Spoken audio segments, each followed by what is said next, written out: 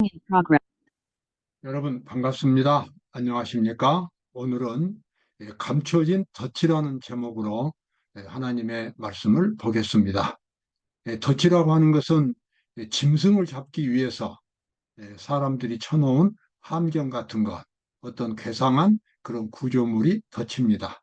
그래서 많은 짐승들이 이 덫에 걸려서 결국은 죽음의 길을 가게 됩니다. 우리의 영적인 신앙생활에서도 본인이 모르는 덫이, 아주 중대한 덫이 우리 마음속에 있을 수 있습니다. 그러한 덫을 반드시 제거하고 그것을 극복할 수 있어야만 우리는 성공적으로 끝까지 신앙생활을 할 수가 있겠습니다. 오늘 그 덫을 알아보도록 하겠습니다. 먼저 예수님의 완전한 신앙생활의 모습, 그 특징을 먼저 살펴보겠습니다. 지상에서의 구주의 생애는, 지상에서 사셨던 구주 예수님의 생활은 비록 투쟁의 와중에서 보낸 것이라도 평화의 생애였다. 여기 예수님의 일상생활 속에서 예수님은 끊임없이 싸워야만 했습니다. 예수님을 죽이려는 원수들이 시시콜콜, 그야말로 날이면 날마다 찾아와서 시비를 걸었습니다. 그리고 예수님을 함정에 빠뜨리기 위해서 온갖 일을 다했습니다. 그런 사람들 속에서 살아간다고 하는 것은 엄청난 스트레스였습니다. 정말 긴장이었습니다.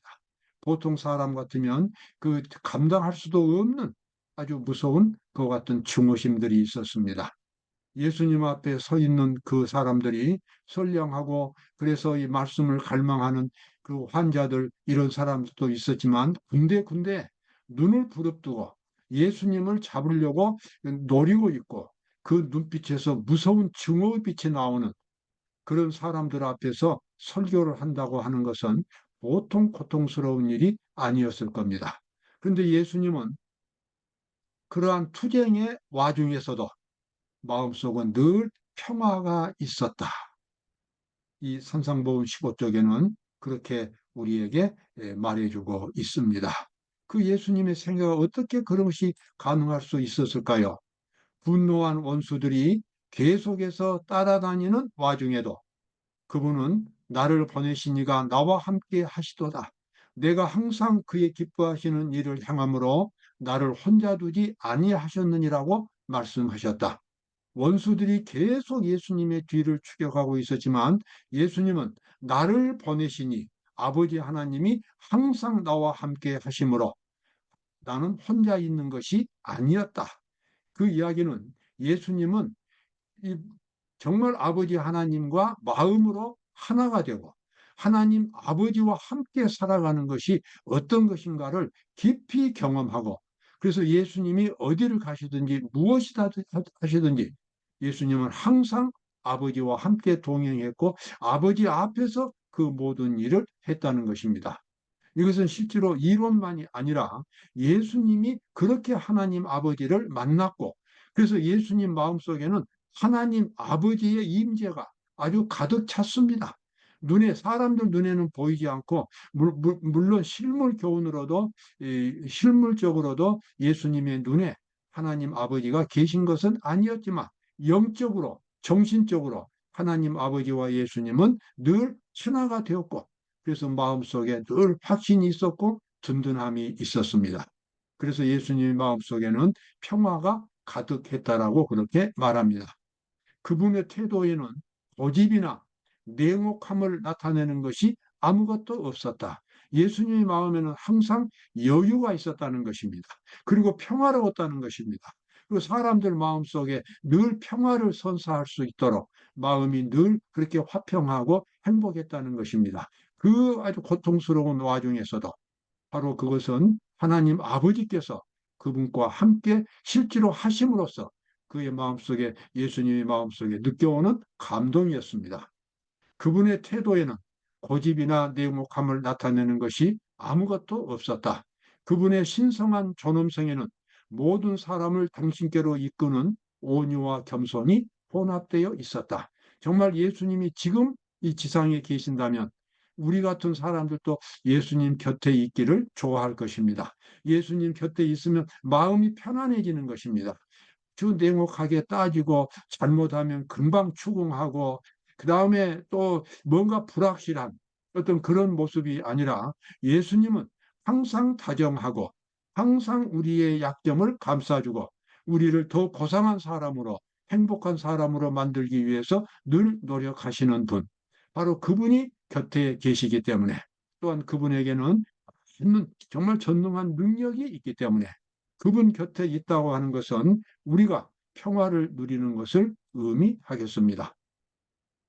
자, 마태복음 27장에 보면 예수님이 얼마만큼 마음의 평화를 느끼셨는가를 우리가 볼 수 있습니다. 가시 면류관을 엮어 그 머리에 씌우고 갈대를 그 오른손에 들리고 그 앞에서 무릎을 꿇고 희롱하여 가로되 유대인의 왕이여 평안할지어다 하며 그에게 침뱉고 갈대를 빼앗아 그의 머리를 치더라. 정말 인간으로서는 당할 수 없는 수치와 모욕을 예수님이 당하셨습니다. 정말 상상하기도 어려운 것입니다. 가시로 면류관을 써가지고 네가 왕이니까 왕관을 쓰라고 그러면서 가시 면류관을 씌우고 그다음에 왕이 이렇게 쥐봉 그 활을 갖고 있는 것처럼 갈대를 그의 오른손에 들리고 그 앞에서 뭐라고 그럽니까? 무릎을 꿇고 유대인의 왕이여 평안할지어다. 왕에게 경배한다고 그러고 그 다음에 일어서 가지고 또 뭐합니까? 그 얼굴에 침을 뱉고 갈대로서 그의 머리를 치고 이와 같은 것들이 여러 시간 동안 예수님에게 계속되었습니다. 예수님은 붙잡혀서 그 다음날 십자가에 달려 돌아가시기까지 7번의 재판을 받으셨습니다. 그 사이에서 많은 폭행을 당하셨습니다. 그와 같은 시련과 역경 속에서도 예수님은 놀랍게도 마음의 평화를 유지하신 것입니다. 예수님이 십자가 위에서 자기를 조롱하고 있는 사람들에게 지금 어떻게 말합니까? 조용히 하나님 아버지께 기도를 드립니다. 이에 예수께서 가라사대 아버지여 저희를 사하여 주옵소서. 사해 준다 그 말은 용서해 주시라고 기도하는 겁니다. 지금 예수님을 향하여 욕을 하고 모욕을 하고 정말 인간으로서 할 수 없는 모든 멸시를 다 퍼붓는 그 사람들에게 예수님은 십자가에 높이 달리신 채로 조용하게 하나님께 간곡하게 부탁을 드립니다. 아버지, 저희를 용서해 주십시오. 지금 자기들이 무엇을 하고 있는지를 모르고 있습니다. 그렇게 예수님은 아버지 하나님께 기도를 하셨습니다. 이것이 바로 예수님의 마음이었습니다. 그리고 그 예수님의 마음은 오늘 우리 모든 죄인들을 다 포용하는 아무리 타락한 죄인이라도 예수님 앞에 나갈 수 있는 용서를 받을 수 있는 그 같은 길을 마련해 놓으셨습니다. 예수님에 대한 또 하나의 아주 획기적인 그런 이 예언이 있죠. 나를 때리는 자들에게 내 등을 맡기며 나의 수염을 뽑는 자들에게 나의 뺨을 맡기며 수욕과 침뱉음을 피하려고 내 얼굴을 가리우지 아니하였느니라.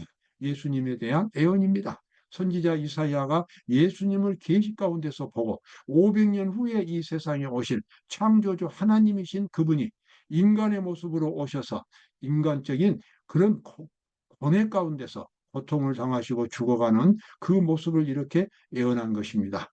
나를 때리는 자들에게 내 등을 맡기며 나의 수염을 뽑는 자들에게 나의 뺨을 맡기며 수욕과 침뱉음을 피하려고 내 얼굴을 가리우지 아니하였느니라. 예수님에 대한 예언입니다. 그러면서 그 수치와 멸시와 조롱 가운데서도 예수님의 마음속에는 이런 확신이 있었습니다. 주 여호와께서 나를 도우심으로 내가 부끄러워 아니하고 내 얼굴을 부싯돌같이 굳게 하였은즉 내가 수치를 당치 아니할 줄 아노라. 지금 수치를 당하고 계시는 겁니다. 그런데도 내가 수치를 당하지 않으리라고 이렇게 확신하는 것은 이 모든 것이 다 지나가는 과정이라고 하는 것입니다. 주 여호와께서 예수님과 함께 하심으로 그러한 수치와 조롱 가운데서도 부끄러워하지 아니하고 당신의 얼굴을 아주 부싯돌같이 굳게 했다라고 이 성경절은 우리에게 말해주고 있습니다. 우리는 이러한 예수님을 구세주로 믿는 것입니다. 우리는 이러한 예수님이 주신 교훈대로 살려고 노력하는 사람들입니다. 우리는 예수님이 가셨던 그 길을 뒤따라가는 사람들입니다. 우리가 바로 예수님 작은 그리스도가 되어서 그래서 그리스도인이 되어서 우리는 이 세상을 살아갈 수 있게 됩니다. 그분은 치욕을 받으시면서 진 밖으로 나가셨다. 여기서 진이라고 하는 것은 예루살렘 성을 가리키겠습니다. 성 밖으로 나가셨다. 성 밖인 골고다, 갈바리의 십자가로 그분은 나가셨다. 그분은 슬픔의 사람이 되셨으며 비탄에 익숙하셨다. 비탄이란 것은 뭡니까? 슬퍼서 탄식하는 것입니다. 그것을 너무도 많이 하셨기 때문에 익숙하셨다는 것입니다. 그만큼 이 심적인 고통이 예수님의 마음속에 자주 찾아왔다는 것입니다. 그러나 그러한 고통 가운데서도 예수님의 마음은 어떠했습니까? 그런 비탄에 익숙하신 그분이라도 슬픔의 사람일지라도 마음속에는 하나님이 주시는 하늘의 평화가 예수님 마음속에는 언제나 충만하게 자리 잡고 있었습니다. 그분은 우리의 연약함과 약함을 짐을 지셨다. 우리가 당해야 할 연약함, 약함, 죄 많은 것, 이러한 모든 짐을 그분이 대신 지시고 갈바리 십자가 언덕으로 올라가신 것입니다. 바로 그분의 삶이 오늘 우리의 삶의 모본이 되겠습니다. 여기 이제 한 사람 더 이야기를 하고 마치도록 하겠습니다. 우리가 어떻게 이 예수님의 온유함을 배울 수 있을까? 예수님의 이와 같은 이 마음의 평화를 우리가 어떻게 치료받을 수 있을까? 그 비결을 알 수 있는 하나의 사건이 이 실물 교훈의 신약 성경에 기록이 되어 있습니다. 예수께서 길을 걸어가고 계실 때에 한 젊은 관원이 달려와서 존경하는 태도로 꿇어 엎드려 인사하며 말하기를, 선한 선생님이여, 내가 무엇을 하여야 영생을 얻으리까 하고 했다라고 했다. 예수님이 한 번은 길을 가시는데 한 청년이 예수님 앞에 달려와 가지고 넙죽 엎드려서 간절한 말로 질문을 합니다. 주님, 내가 어떻게 하면 영원한 생명을 얻을 수 있겠습니까? 많은 사람들이 그 청년을 그렇게 보고 있는 그런 상황이었습니다. 예수님은 한눈에 이 청년이 선한 청년이란 것을 아셨습니다. 이 청년이 이렇게 예수님 앞에 나와서 무릎을 꿇을 수 있는 것은 그만큼 평판이 그렇게 나쁘지 않았다는 것을 의미합니다. 이 청년은 성실했고, 이 청년은 신앙에도 열심히 있었고, 그런데 이 청년이 지금 고민은 뭐냐면 자기가 과연 지금 계속하고 있는 신앙생활이 올바른 것인가 하는 것입니다. 다시 말하면 이렇게 하면 구원이 된다는 이야기인가? 아직도 무엇이 부족한 것인가? 내가 지금 잘못하고 있지는 않는가? 그는 자신의 구원에 대해서 자신감이 없었습니다. 확신이 없었습니다. 그는 성경에 대한 지식은 있었지만 실제로 구원에 대한 지식은 경험하지를 못했습니다. 이 모든 것을 아시는 예수님은 그 청년에게, 이 청년 관원은, 이 청년 관원이 예수님에 했던 질문이죠. 이 청년 관원은 서슴지 않고 이 모든 것을 내가 지켜 싸우니 아직도 무엇이 부족하니까라고 말했다. 율법에 대한 이 관원의 개념은 표면적이고 피상적인 것이었다. 자, 영생의 길을 묻는 이 청년에게 예수님은 이렇게 대답하셨습니다. 내 가진 재산을 다 팔아서 가난한 사람들에게 주고 나를 따라와라. 그러면 하늘에서 보화가 내게 있으리라. 정말 청천벽력 같은 예수님의 선언이었습니다. 이 청년은 부자였습니다. 부자면서도 성실했습니다.